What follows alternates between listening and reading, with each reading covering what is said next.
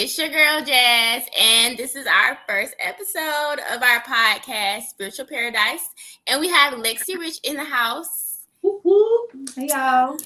So, Lexi is a Gemini Sun, a Capricorn Moon, and a Virgo Rising. And Lexi also has her own business. Lexi, tell us some more about your business.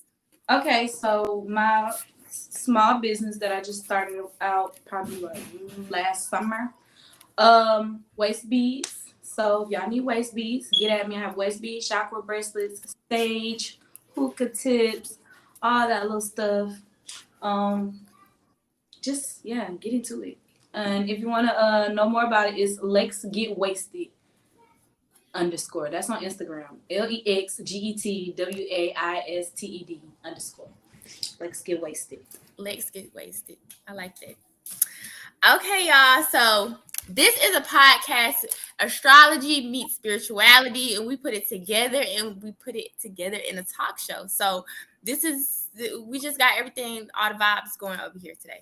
So me and Lexi are going to talk about her birth chart first because there were some things in her chart that just totally stood out to me. But the first thing I want to talk about is your rising sign. So your rising sign is the person who I like to say you are becoming. And it's also, I feel like the first impression that people pick up on. And I feel like your first impression is like, it's like that. Your first impression is the potential other people see in you. Okay. So sometimes other people can see what you're meant to be before you are even able to see that yourself. Okay. So Lexi, you have a rising in Virgo. So when you meet people for the first time, how do they usually judge you? Like what are some things they usually feel like you are? Goofy. Happy. Just all around person to be around. That is how people see me when they first come around me. I bet like a good person to talk to for advice. Like yeah, I get that. Yeah. That's Virgo traits. Being of service to someone, that's Virgo traits. So I can see you attracting people that may need your help. And you're able to offer your help. Okay, so another thing that I seen in your chart was that you have your Mars is in your 12th house. And your Mars is also in Leo. So what this is, see, Leo is the sign, like Leo is the star of the zodiac. So whenever Leo is somewhere, it's popping. Okay. So Leo being in your 12th house, that means that I feel when things end in your life, your new beginnings are always big and very noticeable. So whatever new start you begin to take in your life, you take it in a way that I feel you have to stand out. It makes you be more confident. It makes you be more of the center of attention for a reason. Okay. So now with this Leo energy, Leo brings a lot of energy with it. Okay. So like you can have so much inside, so much that you want to do, many different ideas. But with it being in your 12th house, it brings conflict because your 12th house is like this, it's like a transformational house. It's also the house of endings. So it can be very difficult for you to step into this power because of things that you may have to let go, things that you may have to change. And that's where the conflict comes, because there's one part of you that could be like, okay, yeah, I'm ready to just do this. And then there's the other part that's like, but I'm not ready to let this go, or I'm not ready to change this and things like that. And then that brings conflict. So with that, how do you deal with that type of energy? How do I deal with conflict? Oh, it's crazy because I don't really deal with it. I kind of just, push it to the side and just let it be what it is. In my mind, it's like, it is what it is. Yeah, I feel you. It is what it is. It is what it is. That's a very interesting placement, though. And it's like something to remember.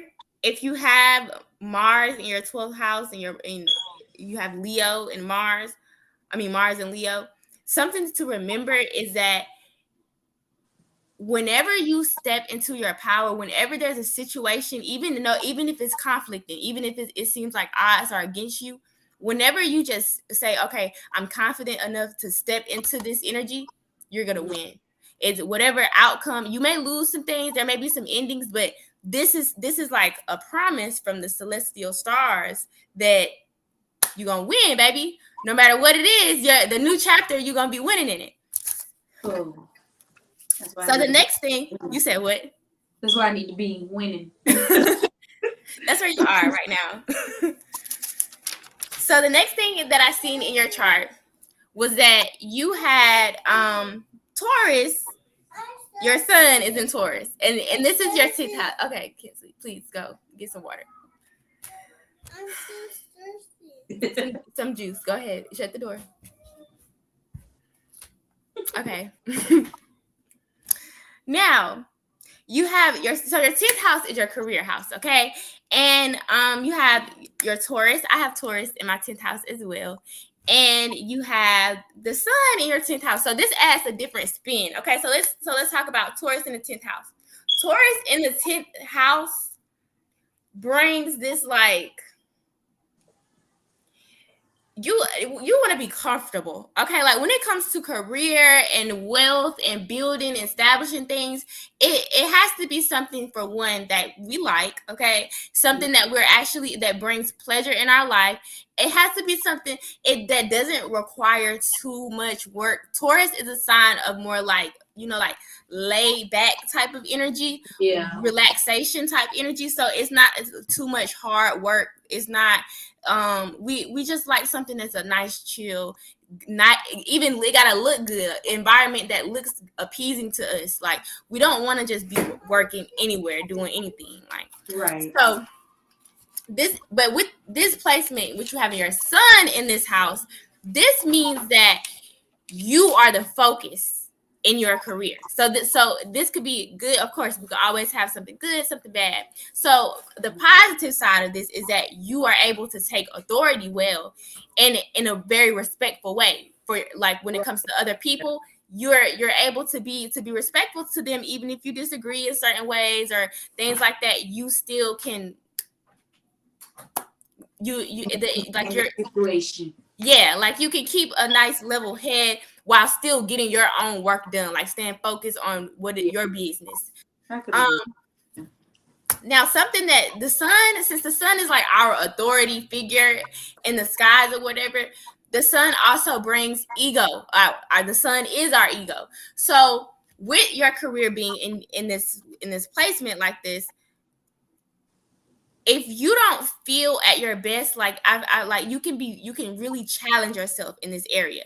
If you don't allow yourself to feel, I feel like a good within you, like accepting of you, then your ego will start to lead in your career. And then you will start to like this, it can manifest in different ways, but you can start to feel just not satisfied, not like personal success is something that it could be hard to obtain with this placement just because of how much energy the sun brings. So it's always with this type of placement, it's always good to just kind of clap for yourself, give yourself that like encouragement and that motivation that you need so you can keep going, so that you feel like you notice that you're doing enough, that you're doing great. Like this is a placement where you really want to focus on you to make sure that you're shining. So in that when you shine, you perform your best in your career. When you don't feel like you're reaching that sense of success, then you don't want to do. You may those Taurus traits start to come out, and then you can start to just feel like, okay, I'm not doing this today. All right, I'm just chill today. Yeah, like I'm just chill today, and I don't really want to do it today. But yeah, but this is really good. Also, another thing with this type of placement, this is a placement where you get noticed on your job easy. So this is you out of all people, you may be the one that, okay, good job, Lex, good job. I see you this week. Good job. Like it's easy for you to stand out and your abilities get praised more often. That is true. Dang, the stars don't lie. That is very true. Okay, so the next thing is my favorite that I see in your birth chart. So you have Jupiter in your second house, and Jupiter is in the sign of Libra, okay? So Libra is the sign of partnerships, equality, fairness, all things luxury, nice, everything like that, okay? Jupiter is the planet of expansion, and the second house is the house of possession. So this is all of our nice things that we have: car, house, clothes, whatever, possession. Okay? So this is a really good placement to have, because with Jupiter in your second house, that means that your possessions are always expanding, expanding. With Libra here, that means that you get the most growth and expansion from partnerships. So this could be relationships. Libra is the sign of love, so this could be relationships. This could be people that you meet, work with, like people that you just become close with, and then you expand with them. So, like, if you reflect back over your life, and the times that you grew the most were probably times where you had someone else beside you. That's true. Wow. Yeah, it's all in your chart. Yeah. I like this chart. But that's a really good place. I don't really have anything that's like concerning with this placement. The only thing is that with this placement, it could be easier because what you just like how you expand with partners, you could feel like you owe your partners as well, and then that could cause you to forget about your individual growth and then continue in that partnership mentality. So you may have to learn how to do both, how to balance individuality and partnership. Yeah. Oh, that makes a lot of sense. Okay, y'all. So now we about to transition into the spirituality part of the show. Okay. I gotta get better with the sound effects. Okay, so me and Lex have a couple questions that we're gonna go through today. And our topic for today is spiritually blind. Okay, we know that in just overall, not just in the spiritual community, but just within life in general, that sometimes people allow themselves to be left out in the dark. And how do you, for one, how are you left out in the dark, and how can you pull yourself back into a place of understanding? So that's what we're going to talk about today. So the word that's been floating around that everybody been saying is discernment. Okay, everybody done heard the gift of discernment. You know, everybody, we all have this gifts that God gave us to be able to make judgment for ourselves, right? And a lot of times we come across people who we may feel like they lack judgment because of the choices they made in their life. But what causes that? Like, how do you feel? I guess the question that we're trying to ask is, what causes you not to trust yourself enough to listen to your discernment? So, Lex, can you tell us a time where you were in a position where you weren't sure of something, like you weren't sure of, you were indecisive, like you just were in a very stuck decision, a stuck place on what choice should you make? Can you tell us like how you overcame that? Okay, repeat that question. A time when you were in a very indecisive place and how you pulled yourself out of that indecisive place. In an indecisive place, and how did I pull myself out of it? Hold on, let me think. Okay.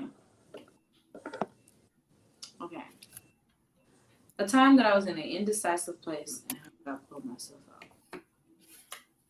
Okay, so, all right. So a long time ago, right, I was in a place where I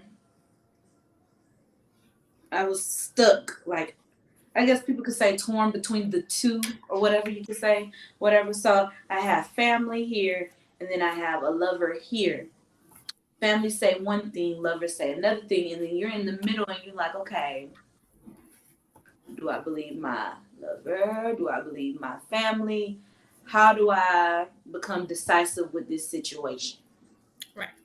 So, of course, I failed because you start ignoring all those red flags. Okay, ignoring all the red flags. You believe what you want to believe, or love will allow you to believe one thing when you know that's not what it is. Okay, so now I'm in a place where I done got completely depressed, down, just broke down, dirt, dusty, cause disgusting, the whole 9 yards. Okay, and now I'm stuck, and I'm trying to figure out how to get myself out this situation because I done listened to Lover and also, but I'm listening to two different things. You got this. It's like the devil and the angel, family, lover, whatever, devil, angel. They all in your ear, in your ear. Blah blah blah blah blah blah blah blah blah. And then it's you. You know it's right.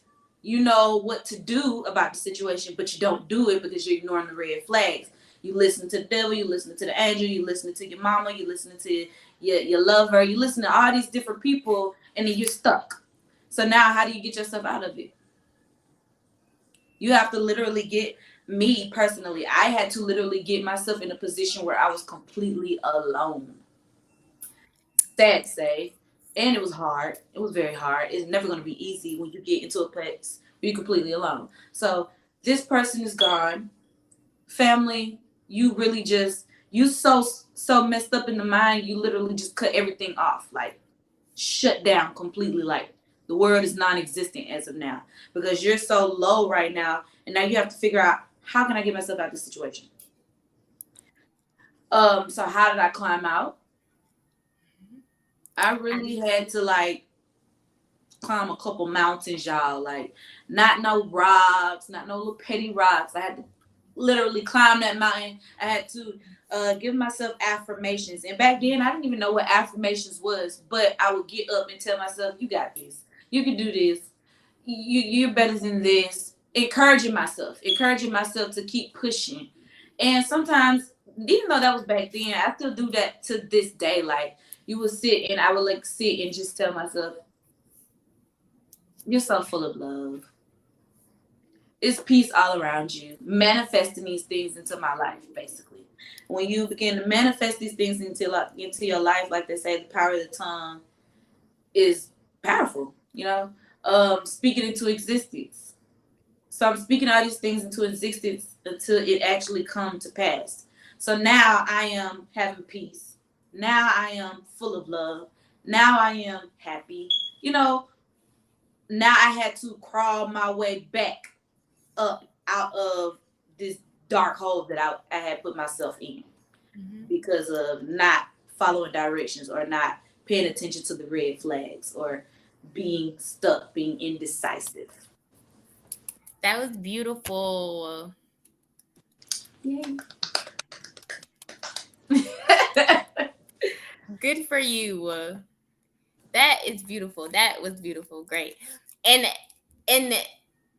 I feel like the majority of us have all been in a situation like that where we ignored our intuition or we ignored the signs, and then we stayed in a stuck position rather than doing what was maybe what we considered hard and just listening to ourselves, but we ended up in a position that was even more difficult to pull ourselves out of. Right.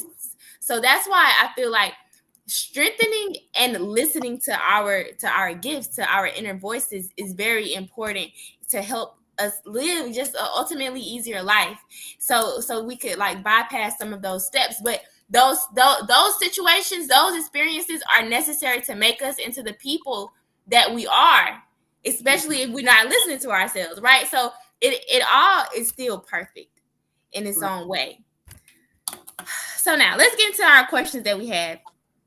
Harley, what does it mean to you to be spiritually blind? Spiritually blind. Okay, to be spiritually blind is basically, I feel, for me, I feel is not being able to see past reality, or you are not open to understand what you don't believe or what you cannot see. That's what I feel like being spiritually blind is. I feel the exact same way. Yeah. I feel the exact same way. Yep. Perfect. That was a perfect answer. I feel the exact same way. To be spiritually blind is just not being able to see or accepting what you, not being able to see, not being able to accept what you see, or not even wanting to see at all. I feel like eye chakra. Yes. Okay. Okay. That was good. Okay, give me a second, Ken. Here. Give me a second, okay? Okay. So, what was I about to say, y'all? Okay, so now we're about to get into the next question, Lex. How do you use and listen to your discernment or your intuition? Okay. Discernment. Okay, so just to give a synopsis of what discernment actually is seeing something. For me, this is my perception of discernment, is being able to see something or someone for what it truly is. Okay. How do you use it and how do you listen to it? Let me think. Okay. In order to use it, you can't be closed-minded, or you can't have you can't be clouded by the situation. You have to pay attention to literally every detail when it comes to discernment. Like me personally, I come around a group of people and everybody's telling me about this one person and everybody is excited about this one person, and then I meet this one person and then there's me. Boom. Oh, this person is cool, but now I can see everything. I have a gift to be able to see what this person really is. So I like to call it warning comes before destruction. So I see what's going on here. Everybody is praising this person. Everybody loves this person. Everybody's happy about this person. And then there's me like, okay, red flag. This ain't it. Y'all can't see what I see in this situation here. Mm-hmm. This is discernment for me. Like I actually see what this person is, what he or she or it, what it is capable of. And you have to like I said, you have to be open-minded. You can't be closed-minded when it comes to situations like this. You have to pay attention to every detail. I'm very observant. Not observant. What's the word? Whatever. I like to observe things around me. Like I observe all my surroundings. So if I get in a place and everybody is all hee hee ha ha, and you don't see me hee hee ha ha like I normally am, that's because I'm taking the time to actually pay attention to every detail around me. That's my discernment towards the situation. Yes, that's absolutely right. I agree with that 100%. You have to be open-minded in order to see and use your discernment. And what we mean when we say open-minded, because a lot of times I feel like when people hear the word open-minded, they think about just being open. But open-mindedness is not just being open to different perspectives and different opinions, but it's also being open at that moment to still observe the situation that you're in presently, because that's how we miss things when you're not open in that moment. You may be so used to how events go. Like let's say you go to a certain function every 2 weeks. Okay, you go to this function every 2 weeks. You feel like you gonna go and expect the same thing, and you're just gonna go and go through the motions of the same thing with no awareness there. So how are you being observant? How are you absorbing the energy and analyzing? Like you're not doing that, right? So then you miss things. That's what we mean by being open. So you are open enough to observe what's happening around you at that moment. So that was good. I love that. Oh, that's good. So now, the next thing is, how do you tell the difference between using your discernment and how do you tell the difference between your intuition and anxiety? Okay. That everybody, like, sometimes you feel like that gut in your stomach is your intuition, but then sometimes that's just your anxiety kicking in. Okay. Yeah. Okay. That's good. That's real good. And I actually love that question because I'm a very intuitive person. So, just okay. For one, intuition is to be able to get this gut feeling and know something without actually having the facts of what you know, but you know this is what it is. And then you have anxiety. Anxiety, to me personally, is like something hoarding inside of you that you can't get rid of from past situations. And it's very hard to distinguish the two and get them like confused together. Sometimes we'll allow our anxiety to completely cloud our intuition. So for instance, let's use boyfriend girlfriend. All right, boyfriend girlfriend. You have boyfriend girlfriend, and girlfriend has this intuition. Oh, my boyfriend's cheating. Okay, she got this gut feeling. She knows it, but she don't have the facts. Okay, and then you have anxiety. Now, girlfriend is dealt with men from the past who cheat a lot. Okay. So now you have anxiety and you're feeling like you're hoarding all this anxiety inside of you, all this pain, all this depression, all this hurt. All of this stuff is being hoarded inside of you. And now every time a situation comes about, you're automatically, oh, it's my intuition. I know that this is what's going on. When honestly, it's not even your intuition. You're just full of anxiety. You have so much going on inside of you. You're mixing the two. You're so certain that this is your intuition when it's really not. So we have to be careful with intuition and anxiety because it's completely two different things. Mm-hmm. Two different complete things, and I feel like that in order for you to tell the difference between your intuition and your anxiety, you have to know what causes your anxiety. Why do you have anxiety? And we have to move away from feeling like we have to live with anxiety, live with stress, these are things that we picked up somewhere because we went through something and now we're holding it inside of us, and we have said, okay, maybe it's normal because we see so many other people dealing with the same things, but we have to take that time to identify why do we have anxiety in the first place. So that way, when you're in a situation and you're not sure if this is you thinking back about something past, if something giving you anxiety from your past, or if this is actually your intuition speaking to you. Because if it's something similar from your past, you can just say, okay, maybe I'm tripping. Anxiety, I'm tripping. Let me calm down. Yeah.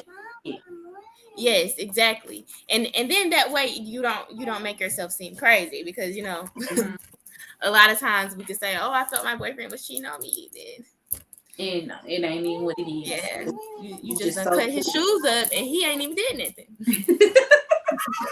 Right. Ladies, let's calm down our crazy. Let's calm.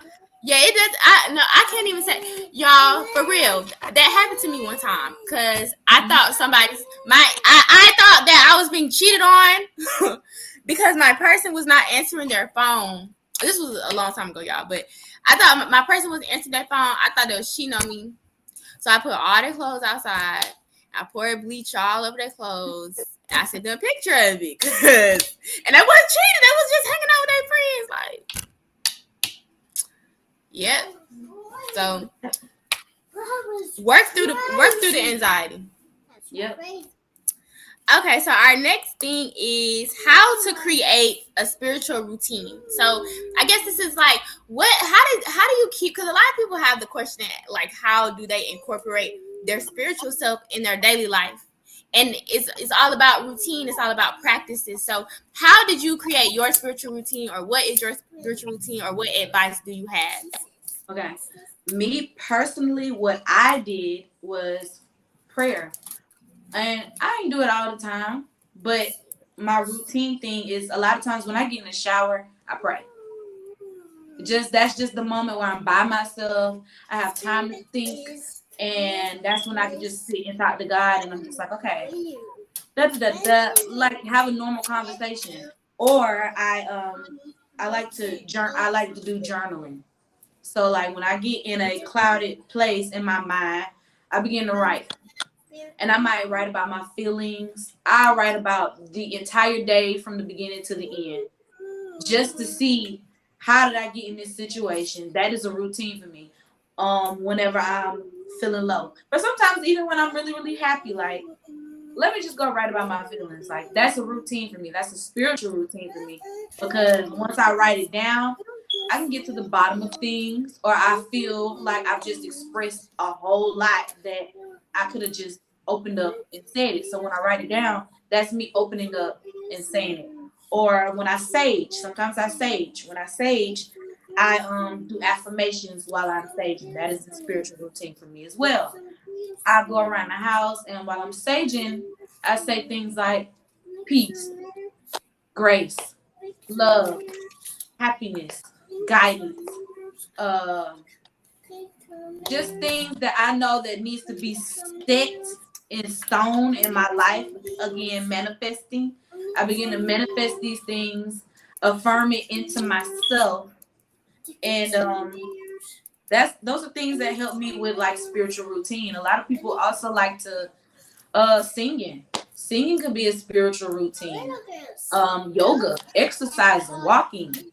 All those things are a spiritual routine because it gives you time to get to yourself, think clearly, make the right decisions, and have a better way on moving with your reality. And not because if your spiritual mindset is good, then your reality mindset will be even better. So get into spiritual. That's a word, okay? If your spiritual mindset and your spiritual body is in order, then your material life can't help but be in order. Okay. Exactly. That is just the truth. That's the truth. I feel like spiritual routine is something like, let's say for someone who has no spiritual incorporation in their life at all, or they don't know where to start and they don't know what to do. It all starts with what you are comfortable with. We a lot of times we like to put a face on what spirituality looks like and what's approved and what's not approved. It's what you're comfortable with, what calls to you. Okay, everyone might not want to walk around and say affirmations with sage, or everyone might not want to. Yeah.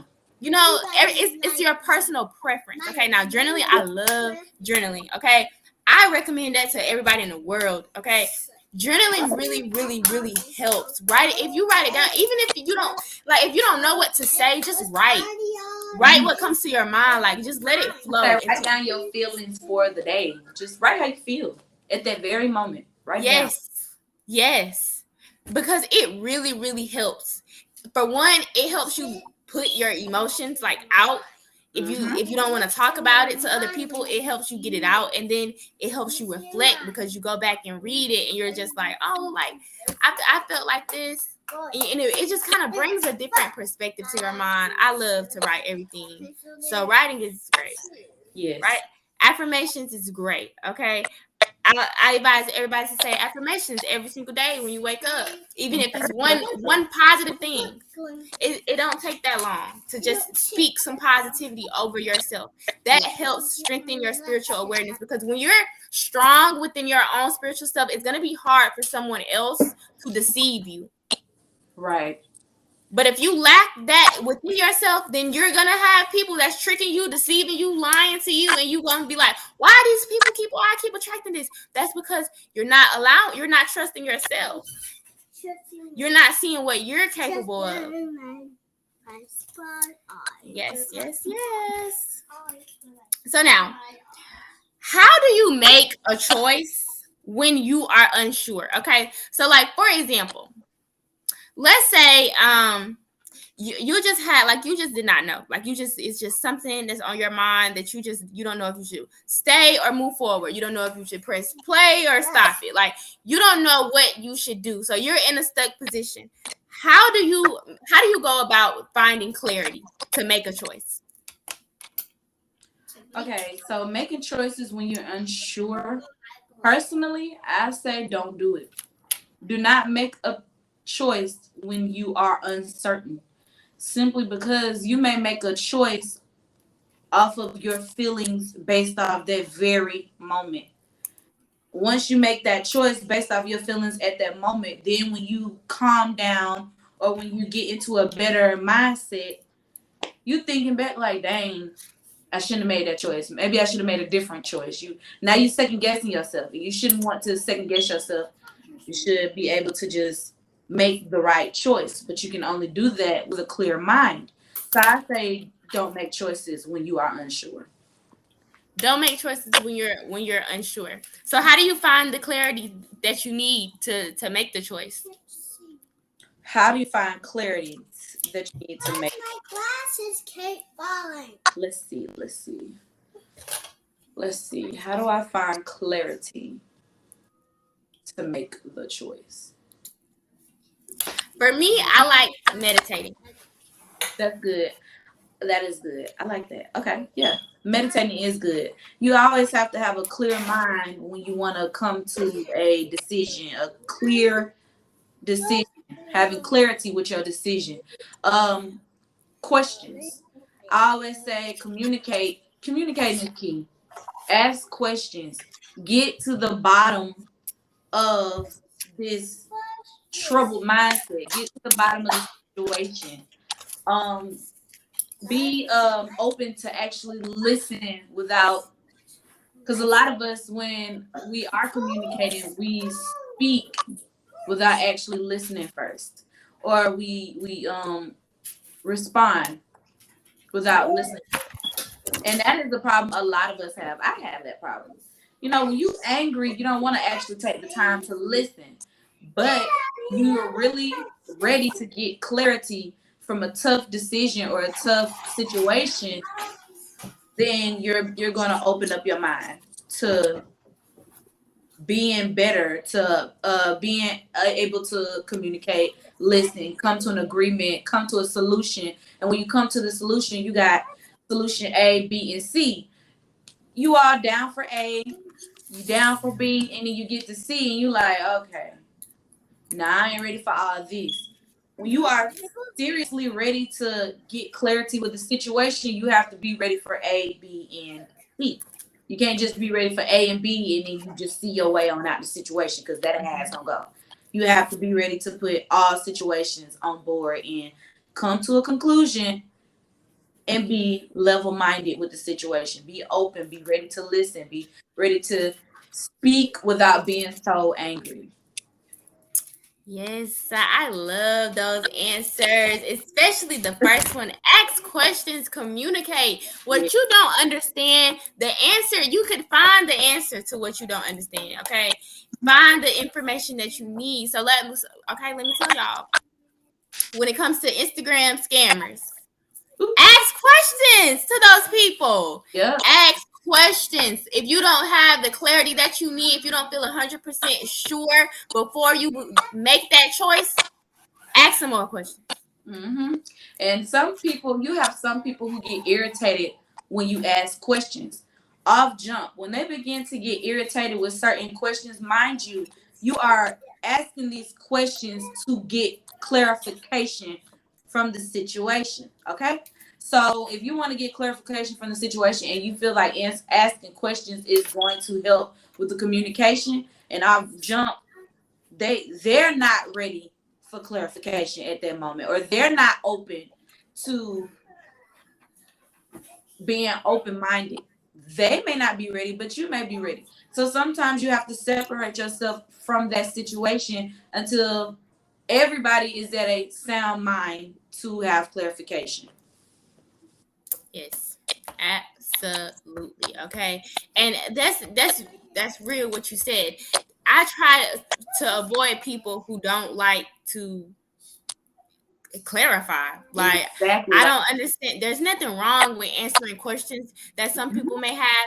I understand people getting tired of asking the same questions. Okay, well, direct me to where I can get the information. Exactly. If you don't want to hear the same question over and over again, be honest from the beginning, I guess. Hell. For real. That's all. Like that's how you get your clarification. You have to, because I'm a person where I need to be clarified. Like I need to be reassured sometimes. I have to ask questions so I can make sure I have that reassurance. Like, okay, this is not what's going on. Let me ask this question. All right, you're being honest with me, but now again, that's where you have the intuition and the anxiety setting in too. So you have to be careful with that when you want clarification. Don't allow your anxiety to take over what you're trying to get clarified. Yes, absolutely. That's perfect. That's a perfect answer, guys. So we have one more question before we wrap things up today.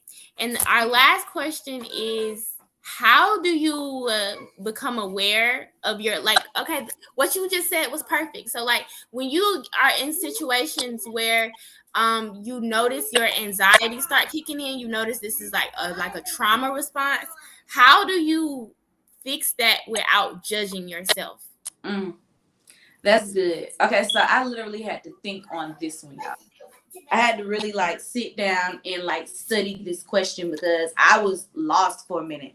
So after I actually thought about it, I'm like, okay, your shortcomings are your own red flags. Okay, so a lot of times we are put in a situation where we are so quick to judge the next person for their red flags, but what about your own?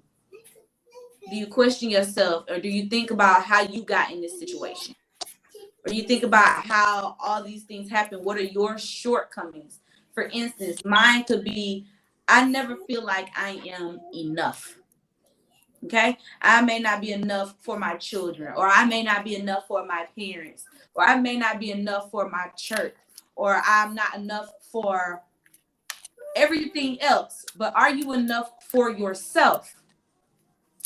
So acknowledge your own red flags without actually judging yourself. Okay, so therefore you have to think about these situations and not beat yourself up about it.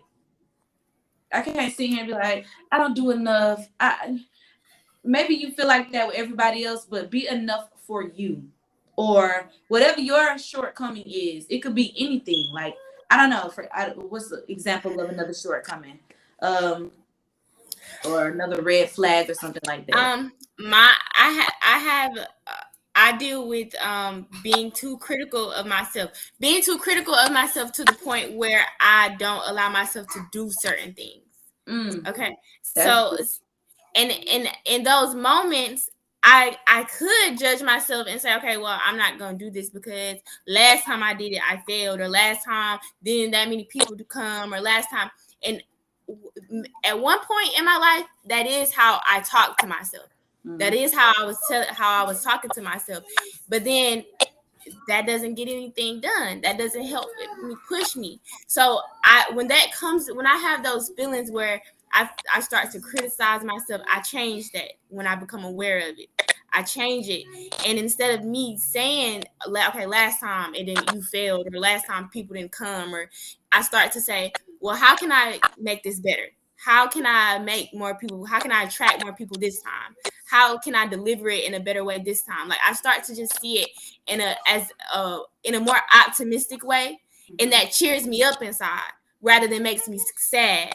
Yeah, you had clear judgment of yourself instead of beating yourself up and judging yourself for your shortcoming. You had clear judgment. You guided yourself, and you put that situation to the test, basically. Yes. You put it to the test. Yes, put that situation to the test. Yes. Yes. So what we hope you guys get out of this video is that whenever you feel you lack the confidence to believe in yourself, you can catch yourself in that process and then change it. You can change the way that you were thinking. Whenever you're in a situation where you don't know what to do, you're not sure, you feel like you're being bamboozled, lied to, whatever it is, you are able to listen to yourself and determine if is this my intuition? Do I need to listen to my intuition at this time? Or is this a trauma response, and do I need to take time to reflect on myself? Yeah. I say just think back on being spiritually blind, the word discernment, intuition, anxiety, and being uncertain.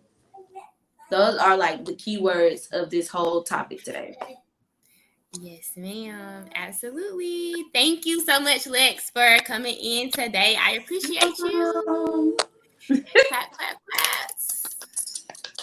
I hope y'all enjoyed. Okay, guys. Okay, y'all. So we'll see y'all next week. Thank you, Lex. Bye. Bye. Love you guys. Love you. Bye.